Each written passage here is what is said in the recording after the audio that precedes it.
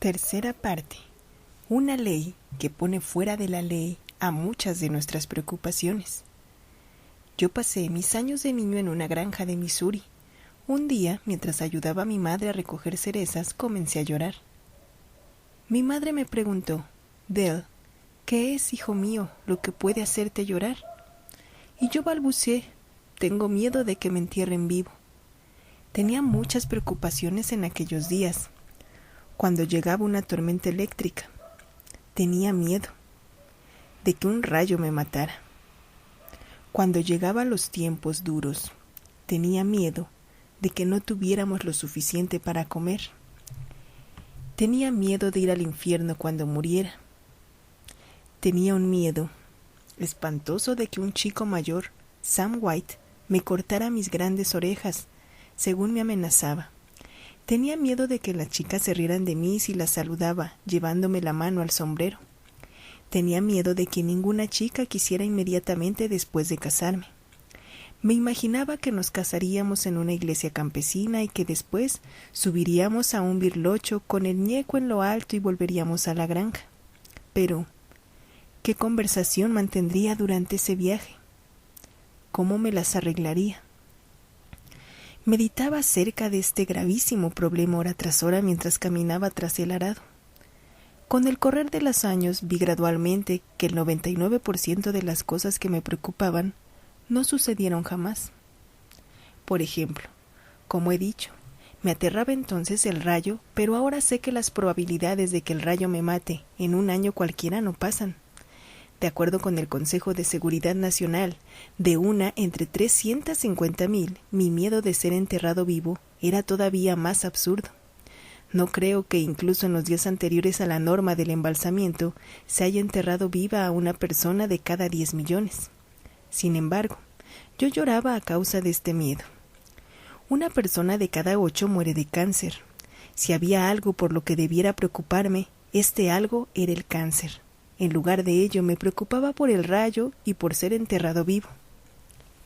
Es claro que he estado hablando de preocupaciones de infancia y adolescencia, pero muchas de nuestras preocupaciones de adultos son casi tan absurdas.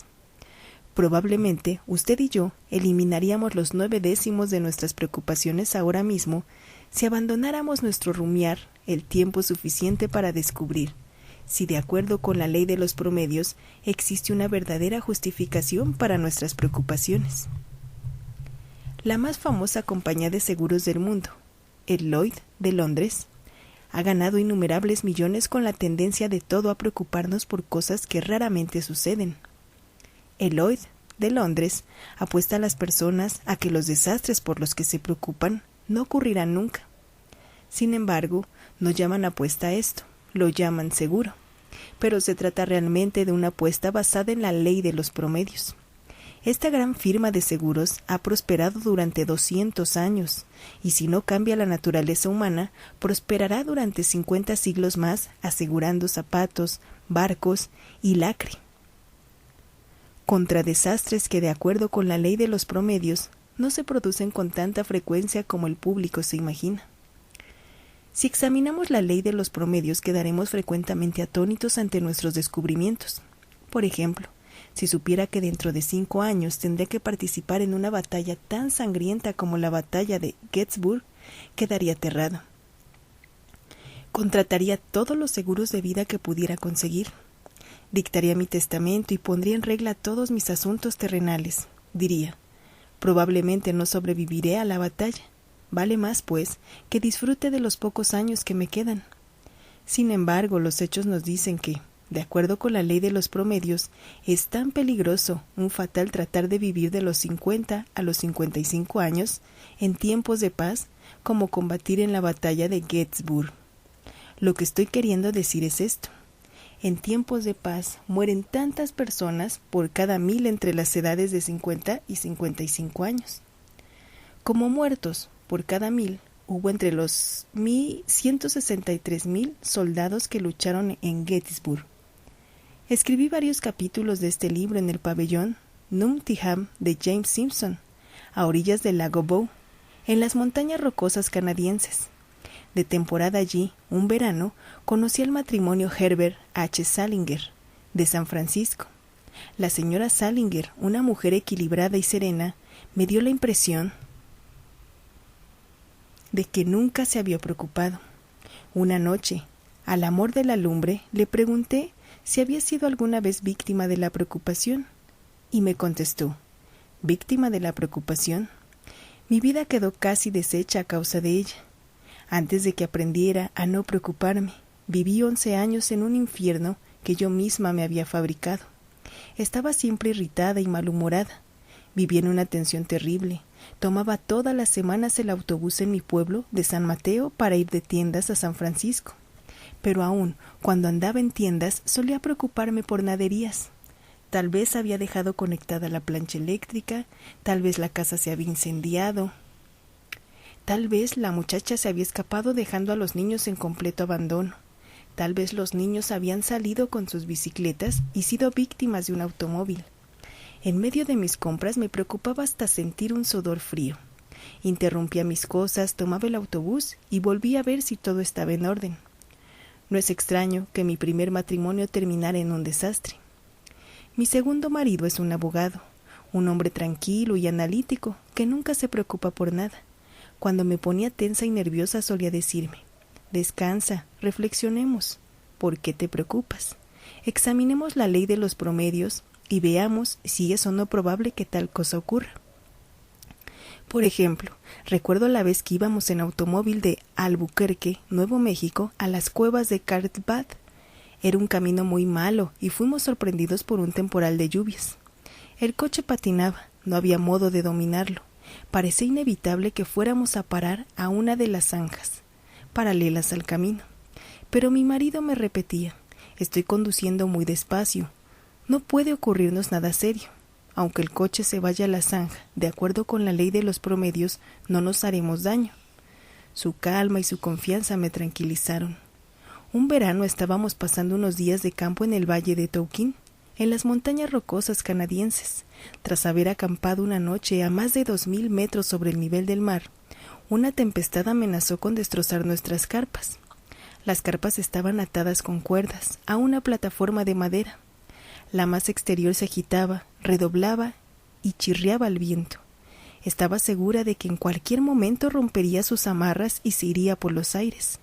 Estaba aterrada, pero mi marido me repetía: mira, querida, estamos viajando con guías de Brewster. Saben muy bien lo que hacen. Han estado instalando carpas en estos montes durante 60 años. Esta carpa ha permanecido aquí muchas temporadas. No ha sido barrida por el viento todavía, y de acuerdo con la ley de los promedios, no lo será tampoco esta noche. Y aunque lo sea, podemos refugiarnos en otra carpa. Descansa, pues. Así lo hice y dormí de un tirón el resto de la noche. Hace unos cuantos años hubo una epidemia de parálisis infantil en nuestra zona de California. Antes me hubiera puesto histérica, pero mi marido me persuadió de que actuara con calma. Tomamos todas las precauciones posibles, mantuvimos a nuestros niños alejados de las aglomeraciones, de la escuela y de los cines. Mediante una consulta a la Junta de Sanidad, averiguamos que, incluso durante la peor epidemia de parálisis infantil que California había conocido hasta entonces, solo 1,835 niños habían sido atacados por la enfermedad en todo el estado, y el número corriente era entre 200 y 300. Aunque trágicas, estas cifras revelaban que de acuerdo con la ley de los promedios, las probabilidades de que un niño determinado fuera atacado eran remotas. De acuerdo con la ley de los promedios, no sucederá.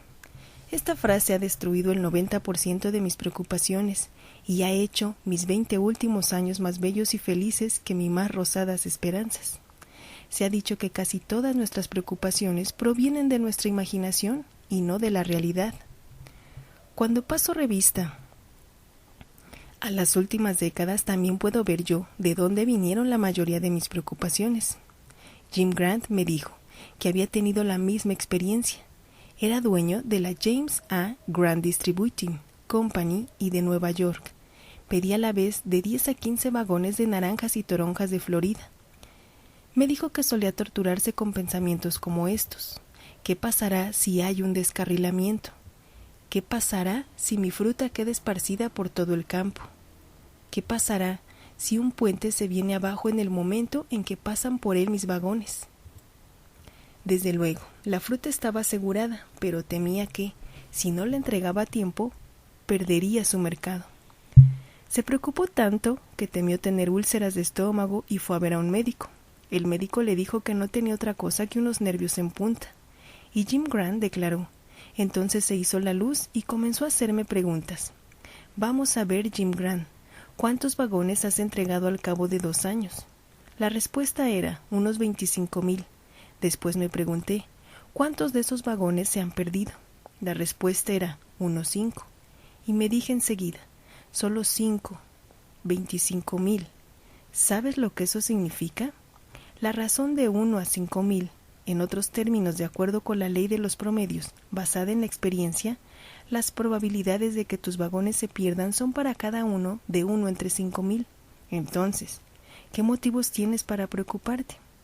Después me dije, bien, un puente puede venirse abajo y me pregunté, ¿cuántos vagones has perdido a causa del hundimiento de un puente? La respuesta era ninguno, y comenté en mi fuero interno, no eres un estúpido al preocuparte hasta tener úlceras por un puente que nunca se ha hundido y por un descarrilamiento cuyas probabilidades de que no ocurra son 5,000 contra 1. Y Jim Grant me dijo, cuando contemplé las cosas desde este punto de vista, decidí que la ley de los promedios se preocupará por mí. Desde entonces no me han fastidiado más las úlceras de estómago.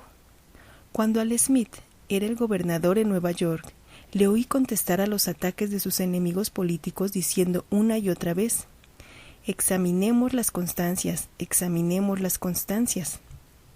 Enseguida exponía los hechos. La próxima vez que usted y yo nos preocupemos por lo que pueda suceder, sigamos el ejemplo del juicioso Al Smith. Examinemos las circunstancias y veamos qué bases hay, si es que hay alguna, para nuestra atormentada angustia. Esto es precisamente lo que hizo Frederick J. Machldick cuando terminó estar en una sepultura. He aquí la historia que contó en una de nuestras clases de adultos de Nueva York. A comienzos de junio de 1944, estaba tendido en una trinchera próxima a la playa de Omaha. Pertenecía a la 999ª Compañía del Cuerpo de Señales y acabábamos de atrincherarnos en Normandía. Miré alrededor en aquella trinchera. No era más que una cavidad rectangular y me dije, esto parece una sepultura. Cuando me tendía y trataba de dormir, era como estar en la tumba. Constantemente me repetía, tal vez sea esto mi sepultura. Cuando los bombarderos alemanes iniciaron su tarea a las 11 de la noche y cayeron las primeras bombas, mi miedo fue terrible. Durante las 2 o 3 primeras noches no pude dormir. Cuando llegó la 4ª o 5ª, era una verdadera ruina. Comprendí que si no hacía algo, me volvería loco. Por lo tanto, me acordé de las 5 noches que había pasado y que todavía estaba vivo. Otro tanto pasaba con todos los hombres de mi grupo. Solo 2 habían sido heridos, y habían sido heridos no por las bombas alemanas, sino por los trozos de metralla de nuestros cañones antiaéreos. Decidí dejar de preocuparme y hacer algo constructivo. Construí sobre mi trinchera un tejado de maderos a fin de protegerme contra los trozos de metralla. Pensé la vasta zona en que se hallaba distribuida mi unidad. Me dije que el único modo de que me mataran en aquella trinchera profunda y estrecha era mediante un impacto directo, y que la probabilidad de un impacto directo suponía la razón de 1 a 10,000. Después de un par de noches de ver las cosas así, me calmé y dormí, incluso durante las incursiones de los bombarderos. La Marina de los Estados Unidos utilizó las estadísticas de la ley de los promedios para levantar el ánimo de sus hombres. Un exmarinero me dijo que, cuando él y sus compañeros fueron destinados a buques, cisternas de gasolina de muchos octanos, la preocupación los dejó abrumados. Todos creían que cuando uno de estos buques cisternas eran alcanzados por un torpedo, hacía explosión y enviaban a todos sus tripulantes al otro mundo. Pero la Marina de los Estados Unidos lo entendía de otro modo. En consecuencia, publicó las cifras exactas y mostró que de 100 buques cisternas alcanzados por torpedos, 60 continúan a flote y que de los 40 hundidos, solo 5 se hunden en menos de 10 minutos. Esto significaba que había tiempo para abandonar el barco y también un número de bajas muy pequeño. ¿Ayudó esto a levantar el ánimo? Clyde W.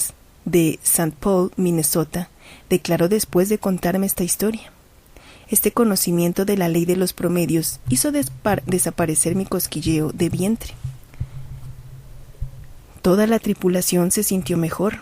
Sabíamos que teníamos unas probabilidades y que, de acuerdo con la ley de los promedios, no era probable que resultáramos muertos. Para acabar con el hábito de la preocupación antes de que éste acabe con nosotros, he aquí la regla 3. Examinemos las constancias. Preguntémonos, ¿cuáles son las probabilidades según la ley de los promedios de que este acontecimiento por el que me estoy preocupando ocurra alguna vez? Cooperemos con lo inevitable. Cuando era un chiquillo, estaba jugando con algunos de mis amigos en el desván de una vieja casa de troncos, abandonada de la zona noreste de Missouri. Al bajar del desván, apoyé mis pies en el alféizar de una ventana por unos instantes. Después salté. Tenía un anillo en mi índice izquierdo. El anillo se enganchó en la cabeza de un clavo y me arrancó el dedo. Grité. Estaba aterrado. Estaba convencido de que iba a morirme. Pero cuando sanó la herida, no me preocupé. Por el dedo ni una milésima de segundo. ¿Qué utilidad hubiera tenido preocuparme? Había aceptado lo inevitable. Ahora pasa frecuentemente más de un mes antes de que me acuerde de que solo tengo 4 dedos en mi mano izquierda.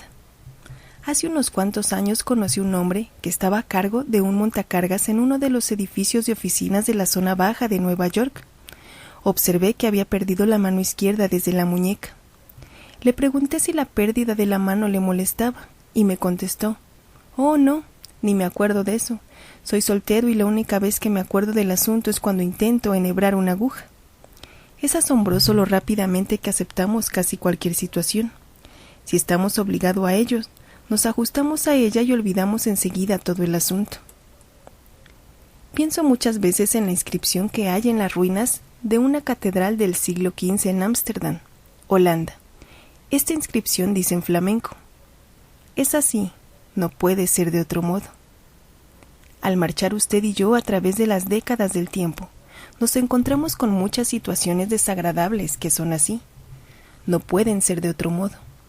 Podemos aceptarlas como inevitables o podemos destrozar nuestras vidas en la rebelión y terminar tal vez con los nervios deshechos. He aquí un sabio consejo de uno de mis filósofos favoritos. William James dice: «Acepta que sea así. La aceptación de lo que ha sucedido es el primer paso para superar las consecuencias de cualquier desgracia». Elizabeth Conley, de Portland, Oregón, comprobó cuánta verdad hay en esto de un modo muy duro. He aquí la carta que me escribió recientemente, el mismo día en que Norteamérica estaba celebrando la victoria de nuestras Fuerzas Armadas en el norte de África. Recibí un telegrama del Departamento de Guerra. Mi sobrino, la persona que más quería, había desaparecido en acción.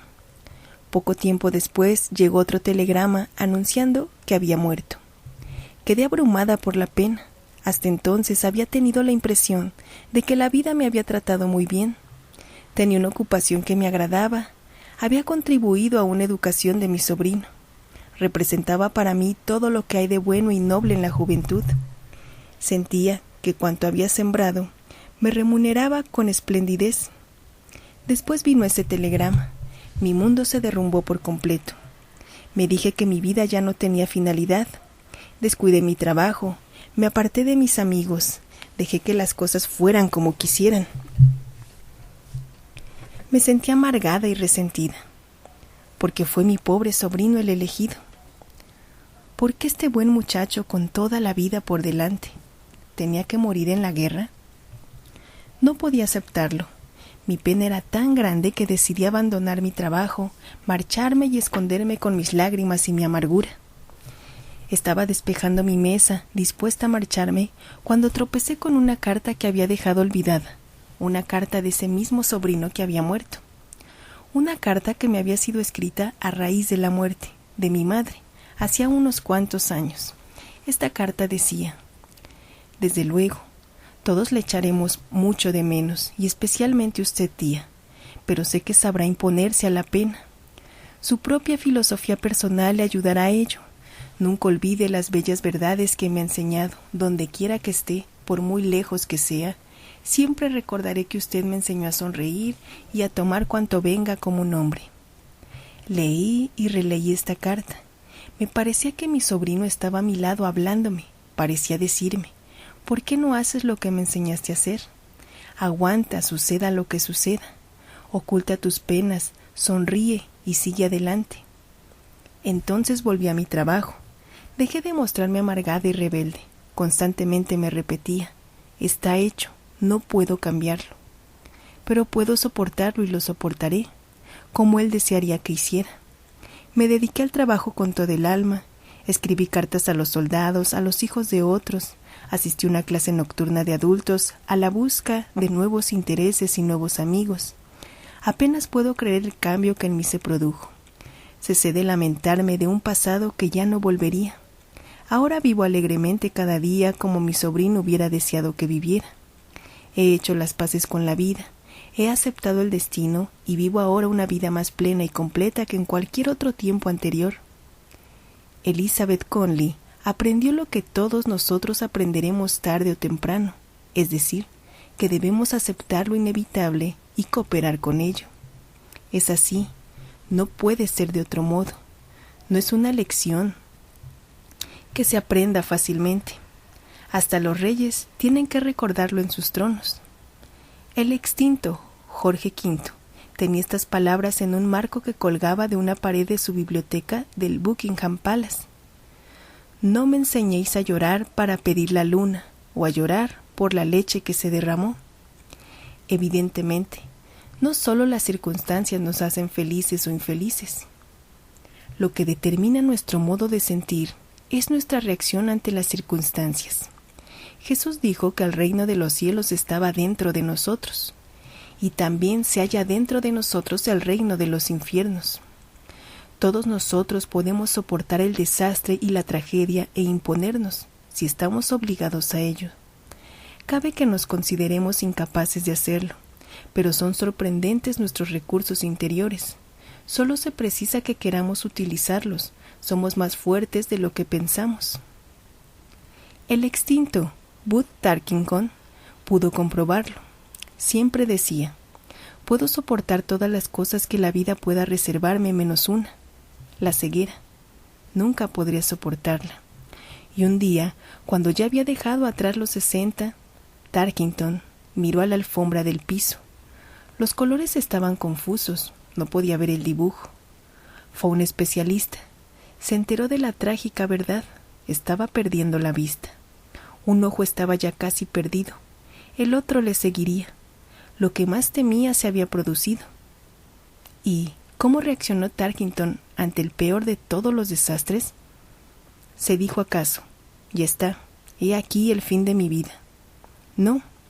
Para asombro suyo se sintió muy contento. Hasta recurrió a su humorismo. Las nubes flotantes le molestaban, se le ponían ante los ojos y le quitaban toda la visión.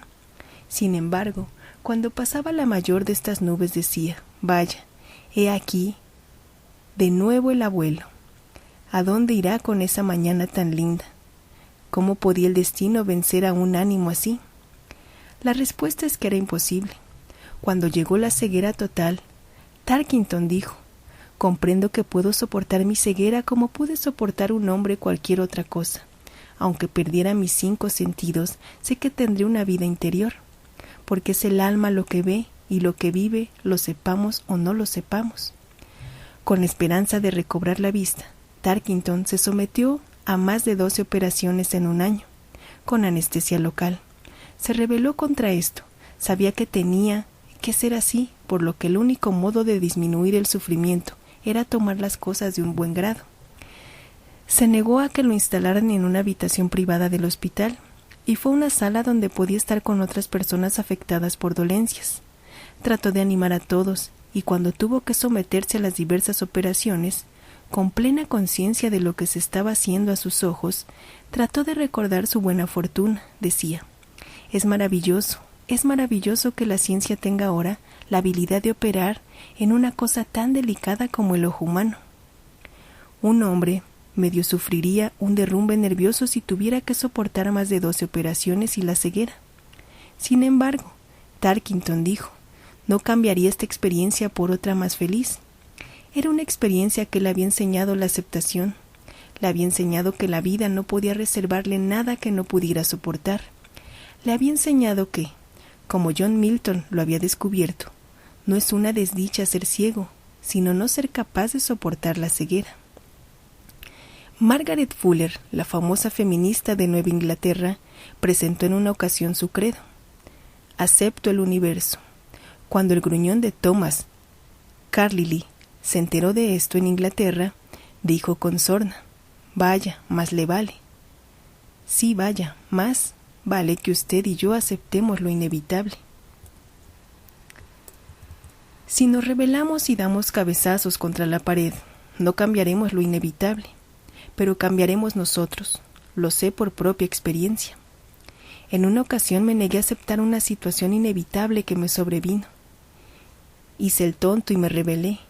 Convertí mis noches en infiernos de insomnio. Traje sobre mí todo lo que no quería. Finalmente, después de torturarme durante 1 año, tuve que aceptar lo que desde un principio sabía que no podía ser remediado. Debí haber gritado como años antes, el bueno de Walt Whitman. Hacer frente a la noche y a las tormentas, los repudios, las hambres, los dolores, como lo hace una planta, un animal. Pasé 20 años trabajando con el ganado, sin embargo, nunca vi una vaca jersey enfurecerse porque el pasto se estaba quemando a causa de la sequía, o porque hacía frío. Los animales encaran la noche, las tormentas y el hambre calmosamente. Tal es la razón de que nunca tengan derrumbes nerviosos o úlceras del estómago, y nunca se vuelven locos. ¿Estoy propugnando acaso la simple sumisión a todas las adversidades? No. Esto sería excesivo. Sería un mero fatalismo. Mientras haya una posibilidad de superar una situación, luchemos. Pero cuando el sentido común nos diga que estamos ante algo que es así, que no puede ser de otro modo, no nos empeñemos, en nombre de la cordura, en mirar hacia todos lados en busca de lo que no existe. El extinto decano Hawkins de la Universidad de Columbia me dijo que había adoptado unos versos infantiles como uno de sus lemas. Para los males del mundo puede haber o no remedios.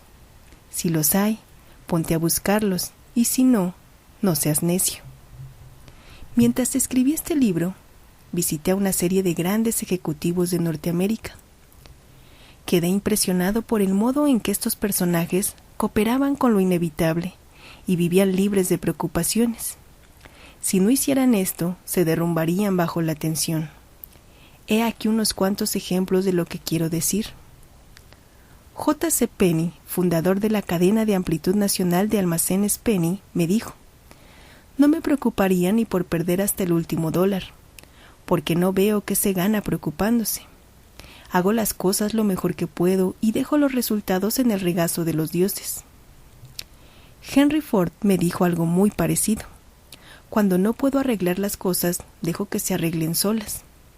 Cuando pregunté a K.T. Keller, entonces presidente de la Chrysler Corporation, cómo se librara de las preocupaciones, me contestó: cuando me veo ante una situación dura, si puedo hacer algo en relación con ella, lo hago.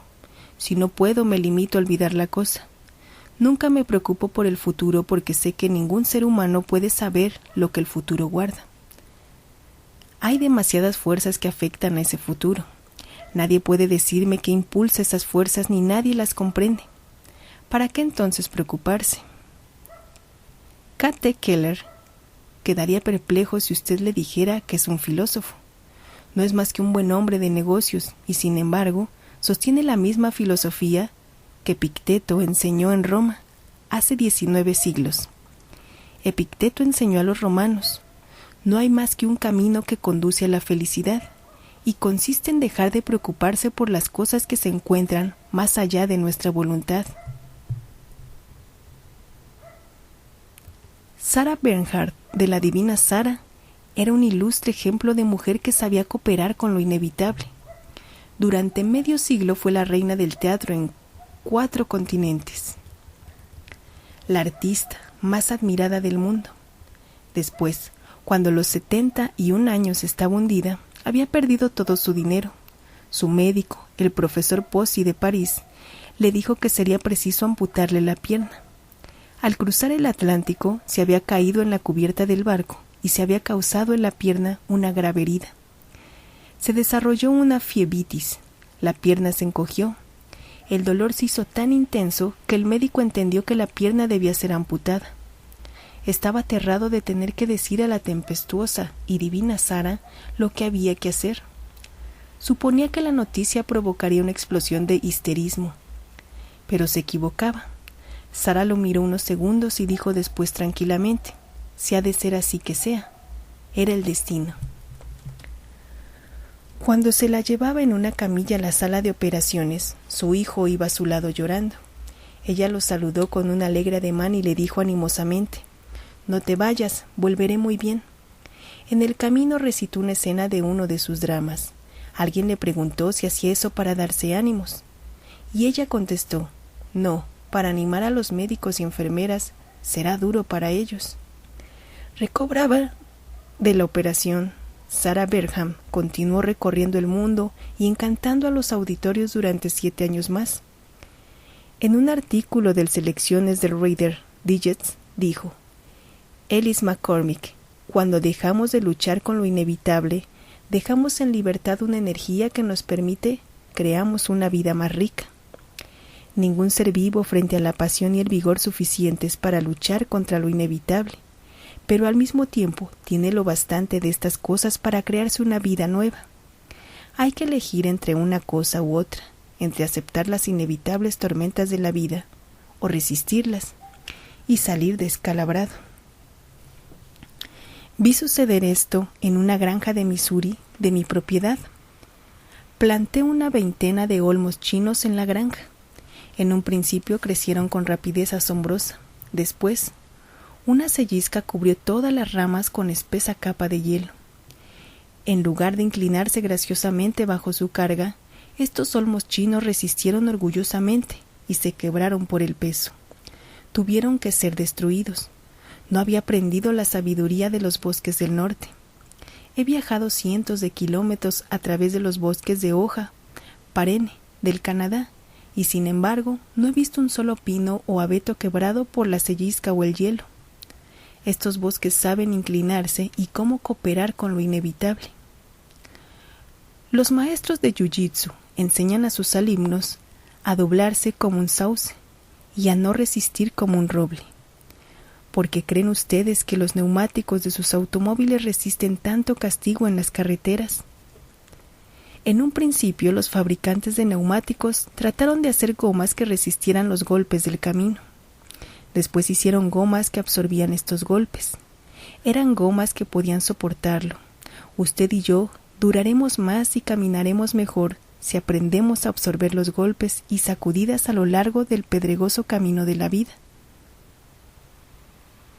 ¿Qué sucederá si usted y yo resistimos los golpes de la vida en lugar de absorberlos?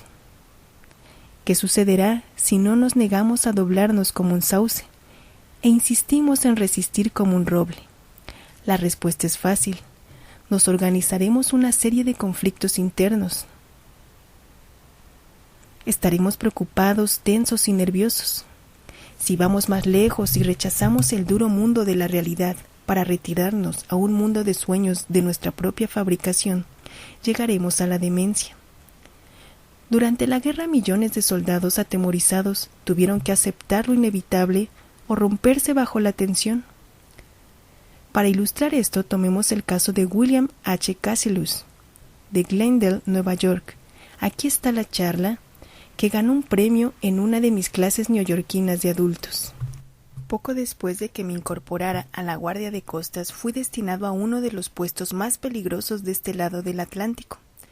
Se me hizo inspector de explosivos. Imagínense, yo, vendedor de petardos, convertido en inspector de explosivos.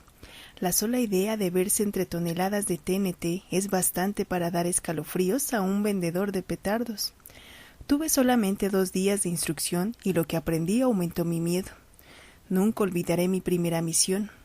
Un día gris, de niebla frío, se me dieron las órdenes en el muelle de Cabin Point, Bayonne, Nueva Jersey. Fui destinado a la bodega número 5 de mi nave. Tenía que trabajar en esa bodega con 5 estibadores, y estaban cargando cargas de demolición, cada una de las cuales contenían 1 tonelada de TNT, suficiente para hacer volar por los aires a todo el barco. Esas cargas eran bajadas mediante 2 cables, yo me decía. Supongamos que un cable de estos se desliza o se rompe. Oh, qué miedo tenía. Estaba temblando, con la boca seca. Mis piernas se doblaban y sentía fortísimos latidos, pero no podía escaparme. Hubiera sido una deserción. Yo y mis padres nos hundiríamos en la ignominia. Era posible que me fusilaran. No podía huir. Tenía que quedarme. Quedé en contemplación de la despreocupación con que los estibadores manejaban aquellas cargas mortales. El barco podía volar en cualquier momento. Después de 1 hora o más de este temor sin límites, comencé a utilizar un poco de sentido común. Hablé conmigo mismo, me dije, mira, vas a volar, muy bien, pero ¿qué importa?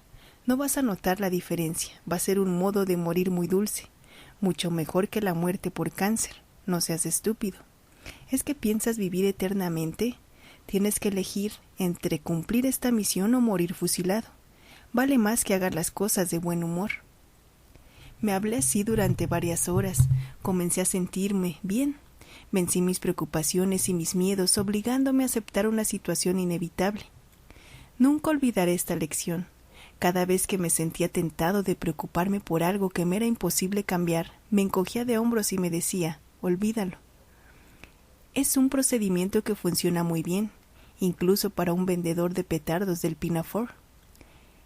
Exceptuada la crucifixión de Jesús, la más famosa escena de muerte de toda la historia es la muerte de Sócrates. Transcurridos 10.000 siglos a partir de ahora, se seguirá leyendo y admirando la inmortal descripción que Platón hace de ella. Es uno de los pasajes más emocionantes y bellos de toda la literatura. Los mediocres gobernantes de Atenas, celosos y envidiosos del viejo y descalzo Sócrates, forjaron acusaciones contra éste. Lo enjuiciaron y lo condenaron a muerte. Cuando dio a beber a Sócrates la copa del veneno, el cordial carcelero dijo, «Trata de soportar con ánimo leve lo que ha de ser». Así lo hizo Sócrates. Enfrentó la muerte con calma y resignación, que llegaron a los lindes de la divinidad. Trata de soportar con ánimo leve lo que va de ser. Estas palabras fueron dichas 399 años antes de que naciera Cristo. Pero este viejo mundo nuestro, tan lleno de preocupaciones, necesita hoy más que nunca que le hablen así. Trata de soportar con ánimo leve lo que ha de ser. Durante los 8 últimos años he estado leyendo prácticamente todos los libros y revistas que se referían al modo de combatir la preocupación que me fue posible encontrar. Presumo que he leído millones de palabras sobre el tema. ¿Quieren ustedes saber cuál es el mejor consejo aislado que he descubierto en toda esta lectura? Bien, aquí está. Resumiendo en pocas palabras, son palabras que usted y yo deberíamos colocar en los espejos de nuestros cuartos de baño, a fin de que cuando nos laváramos la cara pudiéramos también lavar las preocupaciones de nuestros espíritus. Esta magnífica oración fue escrita por el doctor Reinhold Niebuhr.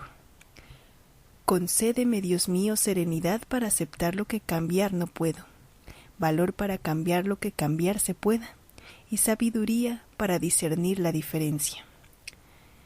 Para acabar con el hábito de la preocupación, antes de que él acabe con nosotros, la regla 4 es: cooperemos con lo inevitable.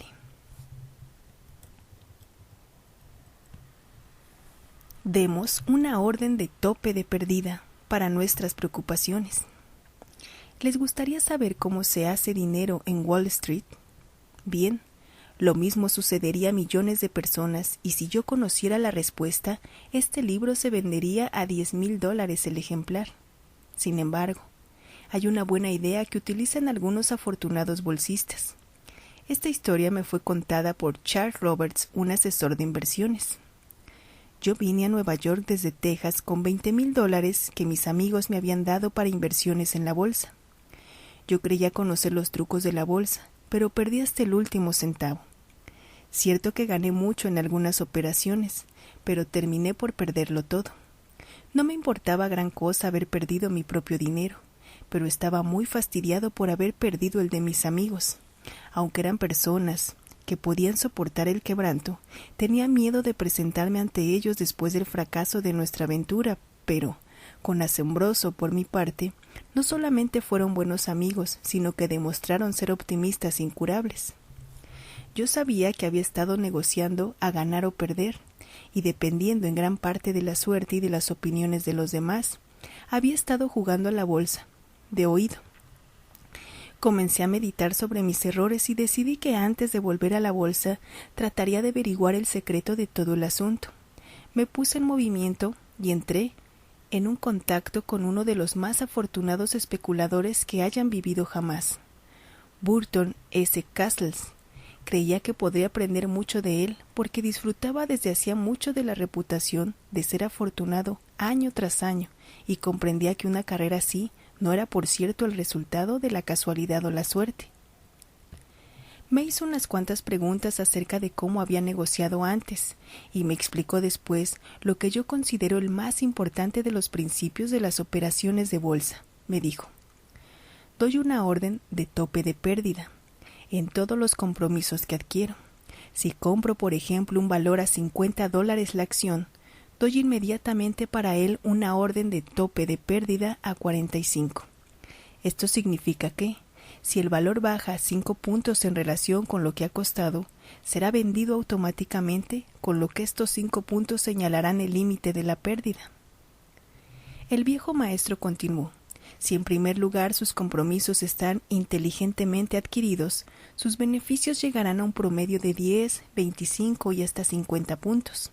Por tanto, si limita sus pérdidas a 5 puntos, puede usted equivocarse la mitad de las veces y, sin embargo, hacer mucho dinero. Adopté este principio inmediatamente.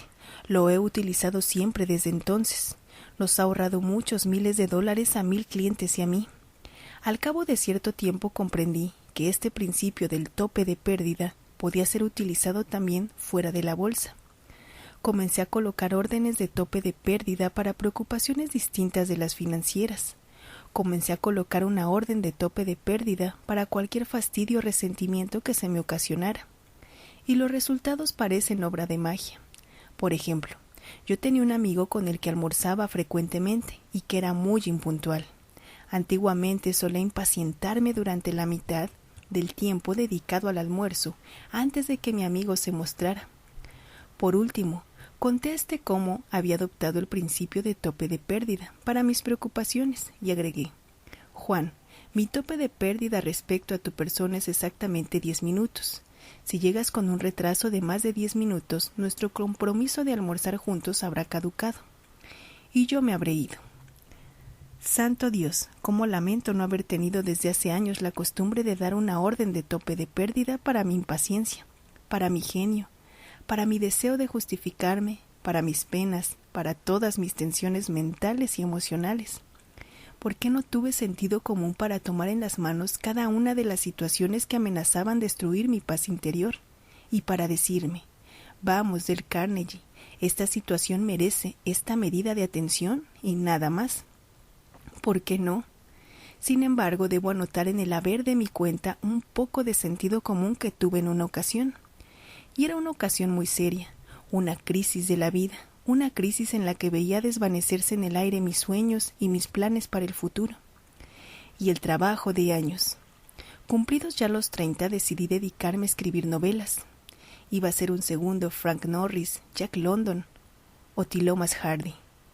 Tenía tal afán que pasé 2 años en Europa, donde podía vivir a poco costo con dólares durante el periodo de impresión desbocada de papel moneda que siguió a la Primera Guerra Mundial. Pasé allí 2 años escribiendo mi obra magna. La titulé La Ventisca. El título era natural, porque la obra fue recibida por los editores con el mismo frío de cualquier ventisca que sopla por las llanuras de Dakota. Cuando mi agente literario me dijo que era inútil, que no tenía dotes ni talento para la novela, mi corazón estuvo a punto de dejar de latir. Dejé la oficina tambaleante. No me hubiera sentido más aturdido si me hubiesen dado un manazo en la cabeza. Estaba abrumado. Comprendía que me hallaba en el cruce de caminos y que tenía que tomar una decisión dramática. ¿Qué debía hacer? ¿Qué dirección debía tomar? Pasaron semanas antes de que saliera de mi aturdimiento. En aquel tiempo nunca oí la frase: dé una orden de tope de pérdida para sus preocupaciones. Pero al recordar el pasado, veo que fue eso lo que hice. Liquidé mis 2 años de trabajo en la novela por lo que valían un noble experimento y seguí hacia adelante. Volví a mis tareas de organizar clases de adultos y escribí biografías en mis horas libres. Biografías y libros que, como este, no son novelas. ¿Estoy contento de haber tomado esa decisión? ¿Contento? Cada vez que pienso en el asunto estoy a punto de bailar en la calle de pura alegría.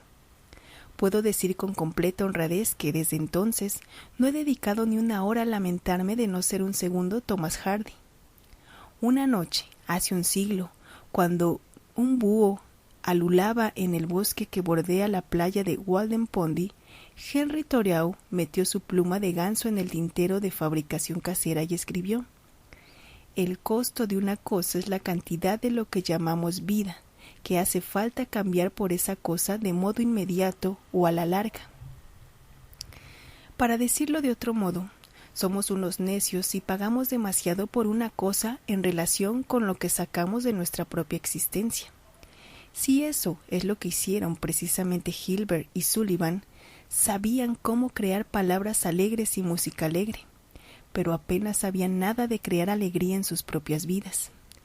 Crearon algunas de las más lindas operatas que haya conocido el mundo: Patience, Pinafore, de Mikado, pero no podían dominar sus genios. Se amargaban años enteros discutiendo por nimiedades, tales como el precio de una alfombra. Sullivan encargó una alfombra nueva para el teatro que habían comprado. Cuando Gilbert vio la cuenta se puso frenético. Pleitearon y ya no se volvieron a hablar mientras vivieron. Cuando Sullivan escribía la música para una nueva obra, remitía su trabajo a Gilbert por correo. Otro tanto hacía Gilbert respecto a Sullivan y la letra. En una ocasión tuvieron que salir al escenario juntos, pero lo hicieron cada uno por su lado y se inclinaron en direcciones opuestas para no verse. No tuvieron el buen sentido de poner un tope de pérdida a sus resentimientos, como lo hizo Lincoln. Durante la Guerra Civil, cuando algunos amigos de Lincoln denunciaban furiosamente a algunos enemigos, Lincoln dijo: vuestro resentimiento personal es mayor que el mío. Tal vez yo también lo tenga, pero nunca he creído que merezca mi atención. Un hombre no tiene tiempo de dedicar la mitad de su vida a rencillas. Si un hombre cesa de atacarme, jamás recordaré su pasado para hacerle daño. Cuánto lamento que una tía mía, la tía Edith, no tuviera la misma virtud de perdonar que Lincoln. Ella y el tío Frank vivían en una granja hipotecada, infestada por la cizaña y condena por los suelos pobres y los desniveles. La vida para ellos era dura. Cada níquel que ganaban representaba un penoso trabajo. Pero tía Edith quería comprar unas cortinas y otras cuantas cositas para adornar el desnudo hogar. Compró estos modestos lujos a créditos en los almacenes de Dan Eversole, en Marville, Missouri. Tío Frank se sintió preocupado por estas deudas. Tenía el santo horror del campesino a las cuentas y pidió a Dan Eversole que no vendiera nada a crédito a mi tía. Cuando ésta se enteró se puso frenética y seguía frenética casi 50 años después de que el hecho ocurriera. Yo le oí contar la historia no una, sino muchas veces. La última vez que la vi, rondaba ya los 80 y le dije: tía Edith, tío Frank hizo mal en humillarte, pero ¿no crees honradamente que el quejarte durante medio siglo es infinitamente peor que lo que él hizo? Desde luego, fue como si le dijera a la luna. Tía Edith pagó muy caro los rencores y amargos recuerdos que alimentó. Los pagó con su propia paz interior. Cuando Benjamin Franklin era un niño de 7 años, cometió un error que recordó durante 7 décadas. Se enamoró de un silbato. Su excitación era tanta que fue a la juguetería, puso todas sus monedas en el mostrador y pidió el silbato sin preguntar siquiera el precio. Y 70 años después escribió un amigo: volví a casa y silbé por todas las habitaciones, encantado con mi silbato. Pero cuando sus hermanos y hermanos mayores vieron que había pagado por el silbato mucho más de lo que valía, se echaron a reír a carcajadas. Y Franklin, como él mismo dijo, lloró de humillación. Años después, cuando Franklin era una figura mundialmente famosa y embajador en Francia, recordaba todavía el hecho de haber pagado demasiado por el silbato. Esto le había causado más pena que el silbato placer. Pero la lección que esto enseñó a Franklin resultó barata a la postre. Franklin dijo: cuando crecí, entré en el mundo y observé las acciones de los hombres. Me dije que había muchos que pagaban demasiado por un silbato. En otros términos, pensé que gran parte de las miserias de la humanidad son provocadas por los falsos cálculos que se hacen sobre el valor de las cosas y por dar demasiado por los silbatos. Hilbert y Sullivan pagaron demasiado por su silbato. Otro tanto hizo Tiedid. Otro tanto hizo Dale Carnegie, en muchas ocasiones. Y otro tanto hizo el inmortal León Tolstói, autor de 2 de las mejores novelas de la literatura universal, La guerra y la paz y Ana Karenina. Según la Enciclopedia Británica, León Tolstói fue durante los últimos 20 años de su vida probablemente el hombre más venerado de todo el mundo. En ese tiempo, de 1890 a 1910, una corriente ininterrumpida de admiradores hizo peregrinaciones a la casa del escritor sin otra aspiración que verle el rostro, oír su voz o tocar el borde de su vestido. Cada palabra que pronunciaba Tolstói era recogida en cuadernos de notas, como si se tratara de una divina revelación. Pero en lo que respecta a vivir, a la vida ordinaria, bien, Tolstói tenía a los 70 años menos juicio que Franklin a los 7. No tenía el menor juicio. He aquí lo que quiero decir. Tolstói se casó con una muchacha a la que quería mucho. En realidad, eran tan felices que se arrodillaban y pedían a Dios que les prolongara aquella existencia de puro éxtasis. Pero la joven que se casó con Tolstói era celosa por naturaleza. Solía disfrazarse de campesina para espiar los movimientos de su marido, incluso en el bosque. Tuvieron peleas espantosas. Ella se hizo tan celosa, incluso de sus propios hijos, que agarró un fusil y agujereó de un disparo la fotografía de su hija. Llegó a tirarse al suelo con una botella de veneno en los labios y amenazar con suicidarse mientras los niños acurrucados en un rincón de la habitación gritaban de terror. ¿Y qué es lo que hizo Tolstói? No le culpó de que hiciera trizas los muebles, la provocación era más que suficiente, pero hizo peor que eso. Llevaba un diario privado. Sí, un diario en el que echaba toda la culpa a su mujer. Tal era su silbato. Quería asegurarse de que las generaciones venideras lo absorbieran a él y culparan a su mujer. ¿Y qué hizo la mujer como réplica a esto? Desde luego, arrancó páginas del diario de su marido y la rompió. Pero además, inició por su cuenta otro diario en el que Tolstói aparecía como el villano del drama. Hasta escribió una novela titulada ¿De quién es la culpa?, en la que describía a su marido como a un demonio doméstico y a ella como una mártir. ¿Y para qué todo esto? ¿Por qué estas dos personas convirtieron su hogar en lo que el propio Tolstói denominó un manicomio? Evidentemente, había varias razones. Una de ellas era que tenían el ardiente deseo de impresionarnos. Sí, somos la posteridad cuya opinión les preocupa tanto. Y es que nosotros tenemos un serio interés en saber de quién era la culpa. No estamos demasiado ocupados en nuestros propios problemas para perder un minuto pensando en los de Tolstói. ¿Qué precio pagaron estos dos desgraciados por su silbato? 50 años de vivir en un verdadero infierno, solo porque ninguno de ellos tuvo el buen juicio de decir, basta. porque ninguno de ellos supo apreciar los valores en la medida necesaria para decir: demos una orden de tope, de pérdida para esto ahora mismo, digamos, basta en este mismo instante. Sí, creo honradamente que tal es uno de los mayores secretos para conseguir la verdadera paz interior. Una juiciosa apreciación de los valores, y creo que podemos aniquilar el 50% de todas nuestras preocupaciones con solo establecer una especie de patrón, oro privado, un patrón oro de lo que las cosas valen para nosotros en función de nuestra vida. Por tanto, para acabar con el hábito de la preocupación antes de que él acabe con nosotros, he aquí la regla 5.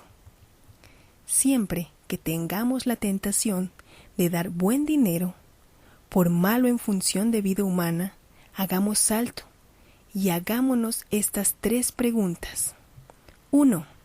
¿En qué medida verdaderamente me importa esta cosa por la que me estoy preocupando? 2. ¿En qué punto fijaré la orden de tope de pérdida para esta preocupación y olvidaré el asunto? 3. ¿Cuánto exactamente pagaré por este silbato? ¿No he pagado ya por él más de lo que vale? No tratemos de aserrar el aserrín. Mientras escribo esta frase puedo mirar por la ventana y ver unas huellas de dinosaurio en mi jardín. Son unas huellas incrustadas en la pizarra y en la piedra. Las compré al Museo Peabody de la Universidad de Yale y tengo una carta del Dr. Joseph T. Gregory, administrador del museo, en la que se dice que estas huellas fueron hechas hace 180 millones de años. Hasta el idiota más completo rechazaría la idea de remontarnos 180 millones de años para cambiar las huellas. Sin embargo, no es menos estúpido preocuparse por un poder remontarse y cambiar lo sucedido hace 180 segundos. Y muchos hacemos precisamente eso. Evidentemente, podemos hacer algo para modificar los efectos de lo sucedido hace 180 segundos, pero no nos es posible cambiar el acontecimiento ocurrido entonces. Solo hay un modo de que el pasado pueda ser constructivo. Consiste en analizar con calma nuestros errores, sacar de ellos provechosas consecuencias y olvidarlos. Sé que esto es verdad, pero ¿tengo siempre el valor y el buen juicio de hacerlo? Para contestar esta pregunta, voy a contar una experiencia fantástica que tuve hace años. Dejé que se me escurrieran $300,000 entre los dedos sin obtener un centavo de beneficio. Sucedió así. Inicié una gran empresa para la educación de adultos. Abrí sucursales en varias ciudades y gasté pródigamente el dinero en gastos generales y propagandas. Estaba tan ocupado en la enseñanza que no tenía tiempo, ni deseo de cuidar de los aspectos financieros. Era demasiado ingenuo para darme cuenta de que necesitaba un sagaz gerente que vigilara los gastos. Finalmente, al cabo de un año aproximadamente, descubrí una verdad que me serenó y me impresionó. Descubrí que, a pesar de nuestros enormes ingresos, no habíamos obtenido el menor beneficio. Después de descubrir esto, debí de haber hecho 2 cosas. En primer lugar, debí haber tenido el buen juicio de hacer lo que hizo George Washington Carver, el hombre de ciencia negro. Cuando perdió $40,000, los ahorró de su vida, en una quiebra bancaria. Cuando alguien le preguntó si sabía que estaba arruinado, contestó: sí, eso he oído. Y sigo explicando la lección. Había borrado la pérdida de su espíritu de modo tan completo que ya nunca volvió a mencionarla. He aquí ahora una segunda cosa que debí haber hecho. Debí haber analizado mis faltas y aprendido una lección de modo duradero. Pero francamente no hice ninguna de estas cosas. En lugar de ello me sometí a un suplicio de preocupaciones. Durante meses enteros estuve en un completo aturdimiento. Perdí el sueño y perdí kilos de peso. En lugar de aprender una lección de equivocación tan grande, continué por el mismo camino y repetí lo hecho en menor escala. Me resulta muy fastidioso tener que admitir tanta estupidez, pero descubrí hace mucho que es más fácil enseñar a 20 lo que se debe hacer que ser uno de los 20 que sigan mis propias enseñanzas. Cuánto lamento no haber tenido el privilegio de asistir al Centro de Segunda Enseñanza, George Washington, aquí en Nueva York, y de estudiar con el señor Brandwein, el mismo maestro que enseñó a Alien Saunders del Nueva York. El señor Saunders me dijo que el maestro de su clase de higiene, el señor Brandwein, le enseñó una de las lecciones más valiosas que había aprendido. He aquí la historia que me contó. Yo no había cumplido los 20 años, pero ya tenía preocupaciones. Solía irritarme por los errores que había cometido. Si pasaba un examen, solía permanecer despierto y comiéndome las uñas, temeroso de no haber sido aprobado. Andaba viviendo siempre en las cosas que había hecho y deseando haberlas hecho de modo distinto. Pensaba en las cosas que había dicho y me lamentaba de no haberlas dicho mejor. En esto, una mañana nuestra clase pasó al laboratorio de ciencias. Allí estaba el maestro, el señor Brandwein, con una botella de leche colocada de modo muy destacado en el borde de la mesa.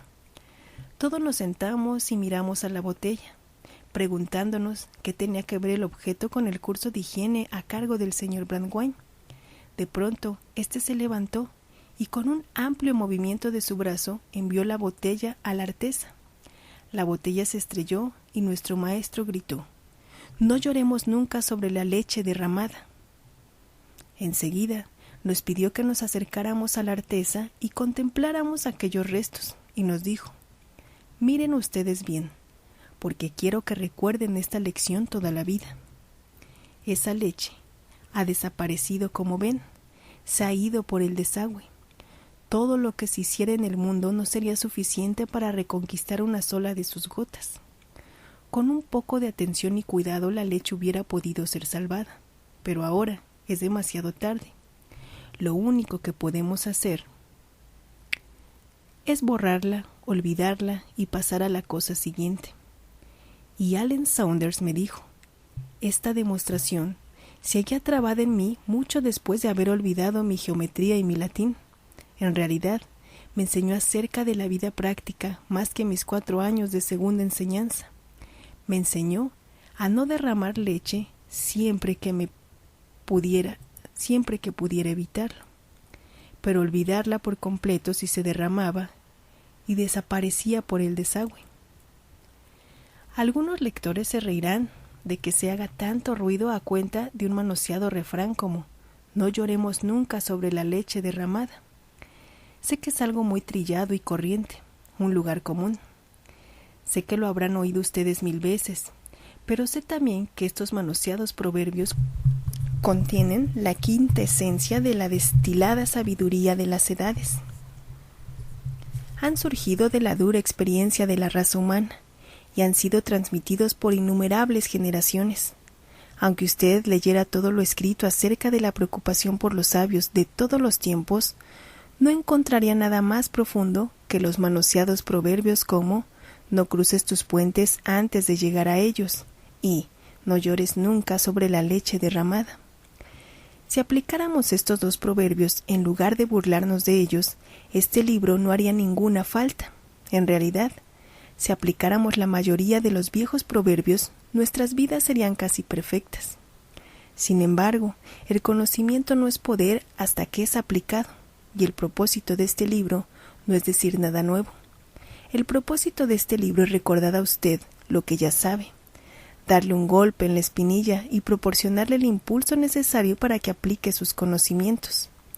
Siempre he admirado un hombre como el extinto Fred Fuller Shedd, quien tenía el don de exponer una vieja verdad en forma nueva y pintoresca. Era director del diario Philadelphia Bulletin, y al dirigirse a unos estudiantes que se graduaban preguntó: «¿Cuántos de ustedes han aserrado alguna vez madera?». «Enseñen sus manos».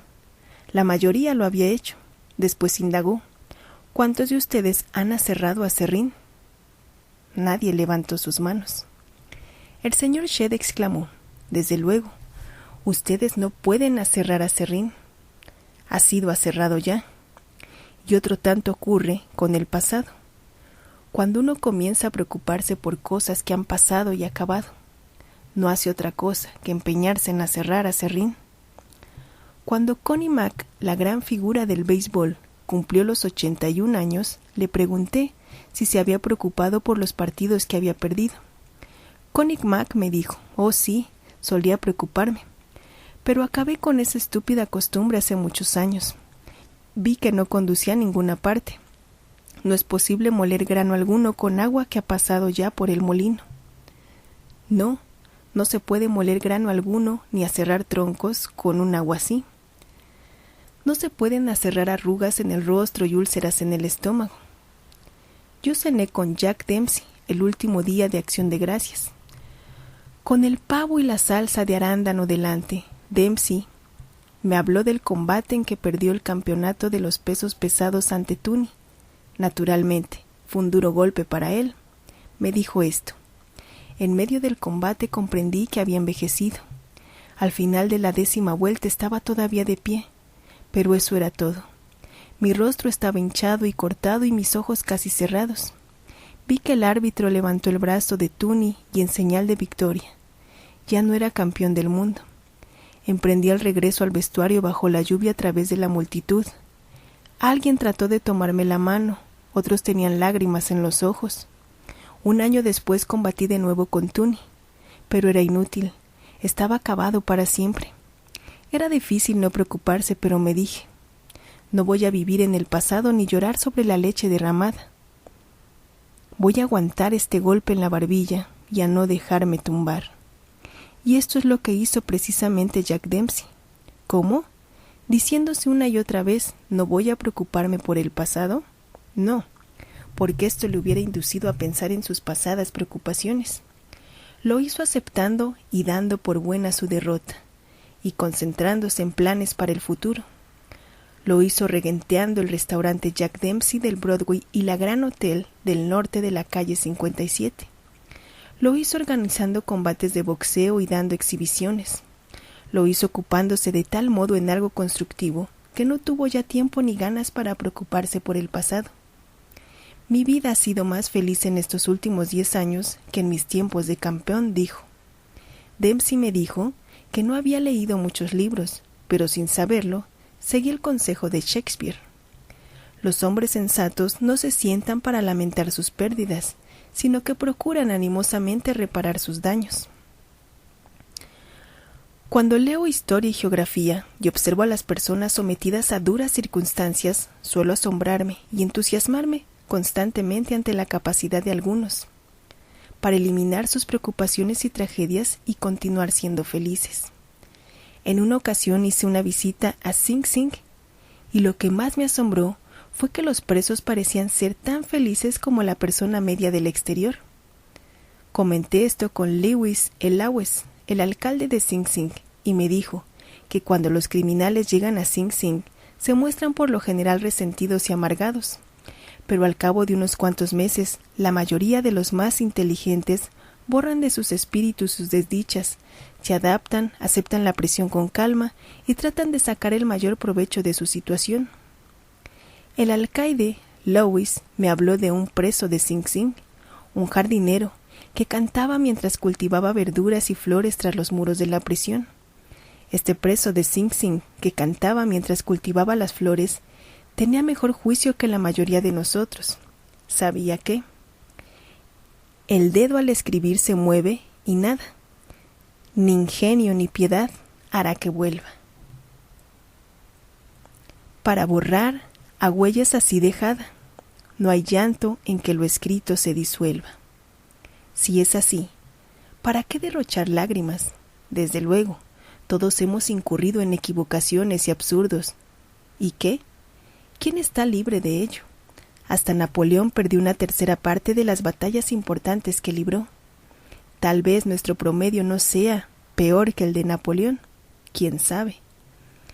Y en todo caso, todos los poderes del mundo no son capaces de arreglar lo que pertenece ya al pasado. Por tanto, recordemos la regla 6. No tratemos de aserrar el aserrín. En síntesis, ¿cómo acabar con el hábito de la preocupación antes de que él acabe con nosotros? Regla 1. Expulse la preocupación de su espíritu manteniéndose ocupado. La actividad es uno de los mejores remedios que se hayan ideado jamás para combatir los diablillos del espíritu. Regla 2. No se agite por pequeñeces, no permita que las insignificancias, meros comejenes de la vida, destruyan su felicidad. Regla 3. Utilice la ley de los promedios para eliminar las preocupaciones. Pregúntese, ¿cuáles son las probabilidades de que esta cosa pueda ocurrir? Regla 4. Coopere con lo inevitable. Si sabe usted que hay alguna circunstancia cuyo cambio o revisión está fuera de su alcance, dígase: es así, no puede ser de otro modo. Regla 5. Dé una orden de tope de pérdida para sus preocupaciones. Decida qué medida exacta de atención merece una cosa y niéguese a dedicar el asunto una atención mayor. Regla 6. Deje que el pasado entierre a sus muertos. No trate de aserrar el aserrín.